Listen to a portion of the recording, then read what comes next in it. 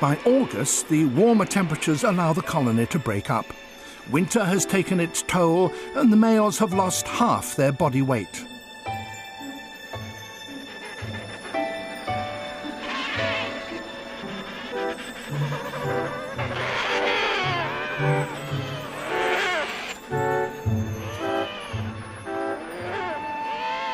They're also left holding the baby. These newly hatched chicks can expect very little from their fathers. After 4 months of fasting, there is nothing solid in a male's stomach, but he is able to produce a protein-rich secretion. But that is barely enough to keep a chick alive for a week. Fattened up from 2 months fishing, the females reappear with magically accurate timing.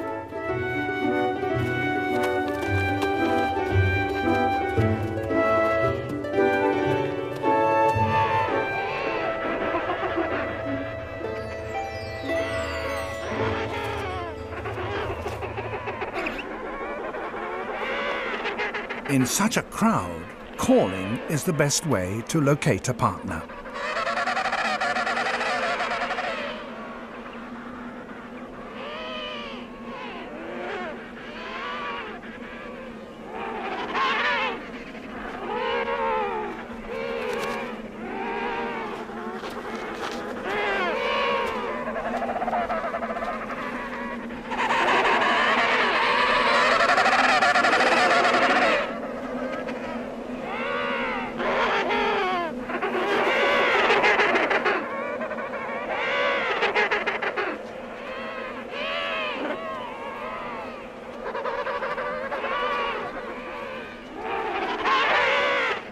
A female arrives to take over.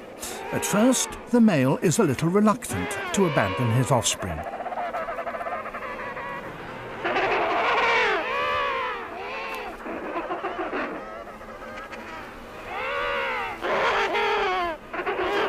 Once the exchange starts, it needs to be quick. A few minutes on the ice would almost certainly kill the chick.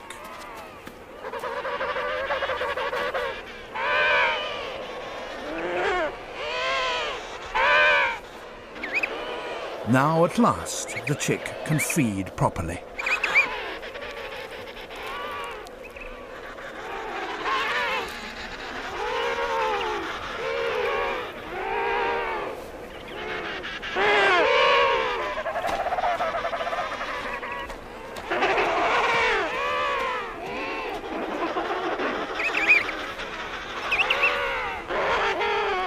During the next 5 months, an emperor chick will eat 100 kilos of food.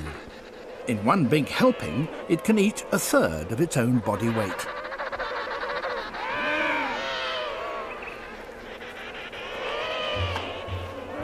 Now at last their fathers have a chance to eat, but the ice edge may be several hundred kilometers away.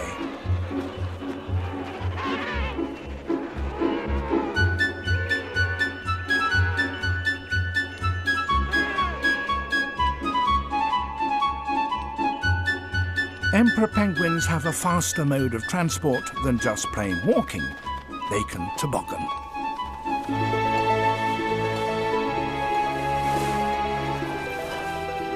From now on, males and females will take turns to go fishing. Each trip may involve traveling thousands of kilometers in search of food.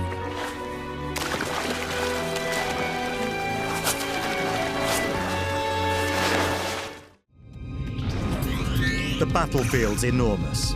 Its size makes the polar bear a perpetual nomad, trekking 15 miles a day and up to 5,000 a year on ice that's constantly moving. Our story starts down there in the ice and snow.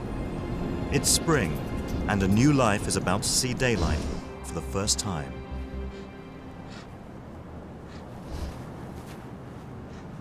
But not until this female tests the air. She's been holed up for nearly 6 months, and she doesn't know what's out there now. There could be danger, and she has something precious to protect. When she went into the den last winter, she was 50% heavier and alone. But she's not alone now. She has a cub. One cub. It's his first experience of the wider world. The first moment away from the warm, dark safety of the den. He was born in January, just over 3 months ago. The world he came into was small and cramped. He had fur, but his eyes were closed. He wasn't any bigger than a guinea pig.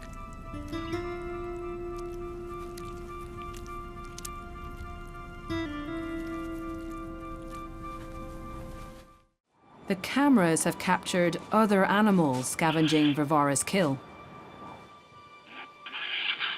Sable, a type of weasel, eat whatever they find. Eagles and even wild boar benefit from tiger kills in winter. And then Varvara makes her entrance.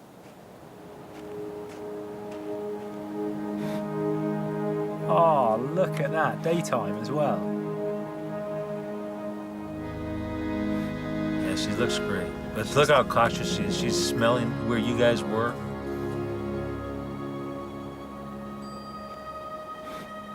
She still looks quite young. I mean, she is a first-time mum. She does look young, doesn't she? But Yeah. she's in good shape. Great shape. And the other camera we had here, don't tell me that didn't fire. Hang on.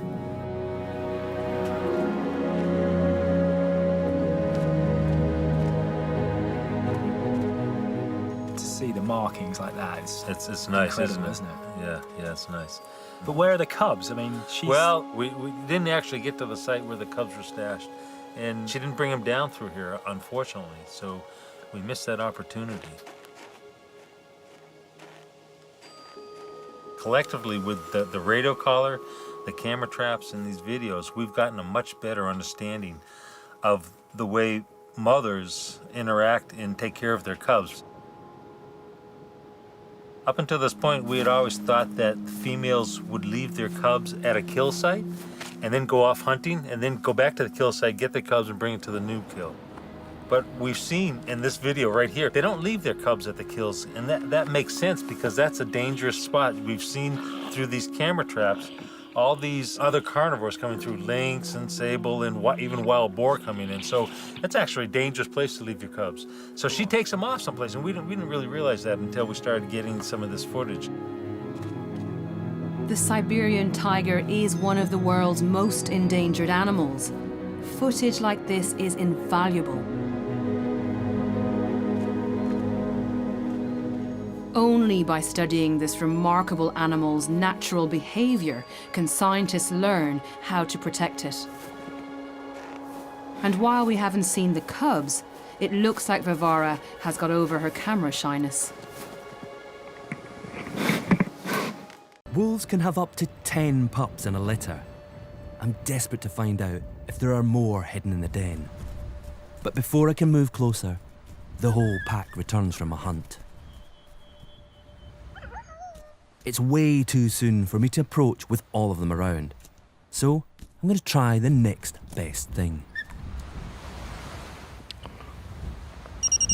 We have power. This has never been used before with wolves. In fact, this has never been used before with any animal. It's very much a prototype, but it's a rock crawler.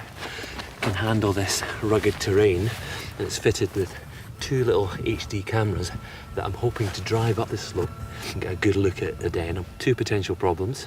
The terrain is really difficult, but the real danger is that the wolves don't take too kindly to this and rip it to pieces. It's designed to handle the terrain, but not a pack of 6 wolves. We'll see.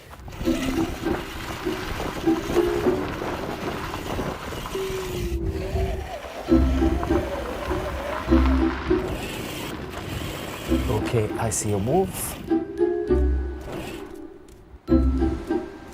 I'm a bit concerned about the interest the wolves are showing.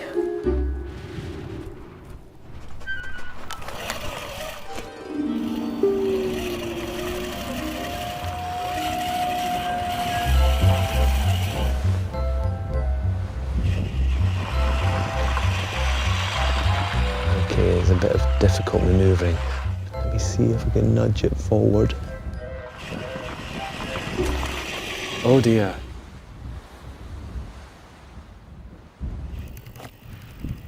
It's all part of a learning process, and I've learned that there's part of the den up there on the right.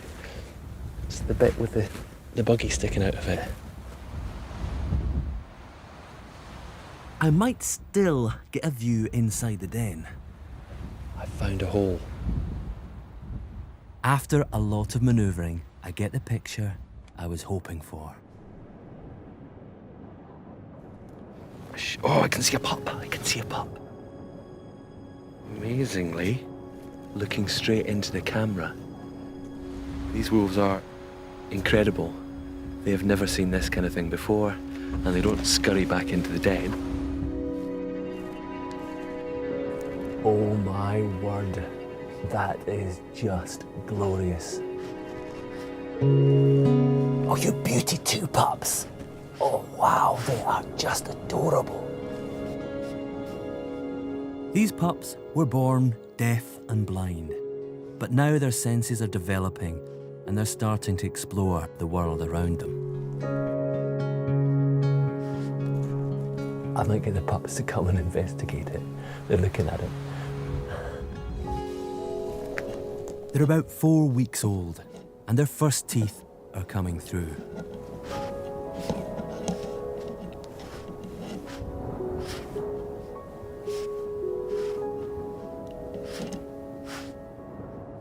These wolves are unbelievable, they really are. 3 pups. Gee whiz. I do not believe it.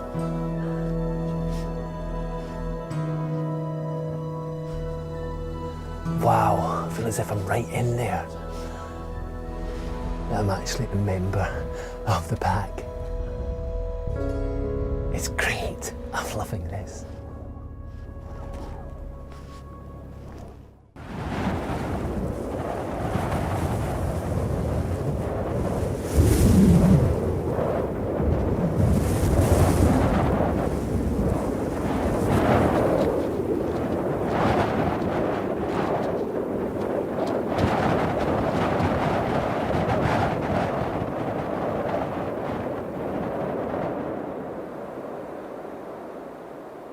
A young fox on these barren wastes may have to travel 100 kilometers a day searching for food.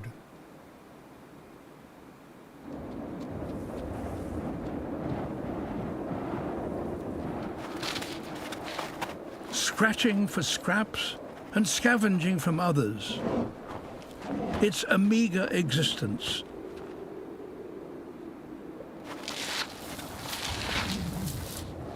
And the worst of the winter is still to come.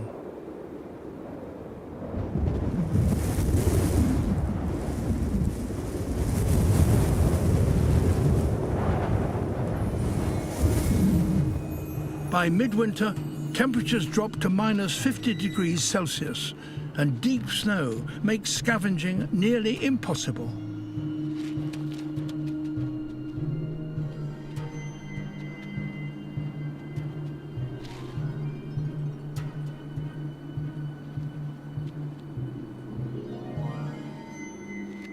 But a faint sound beneath the snow may be this fox's salvation. Lemmings. It's time to become a hunter.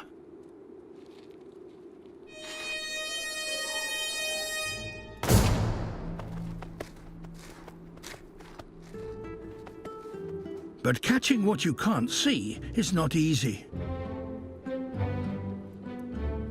It's hard to judge the leap.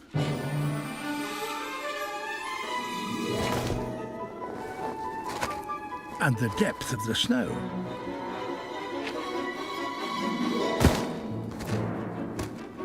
Too deep, and you get stuck. Too shallow, and it can be rather painful.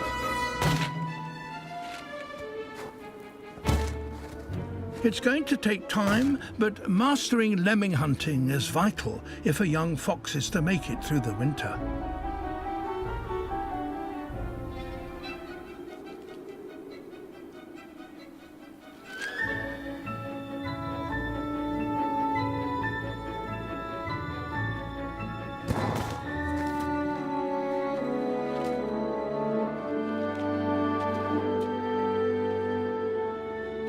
At last, this fox is on his way.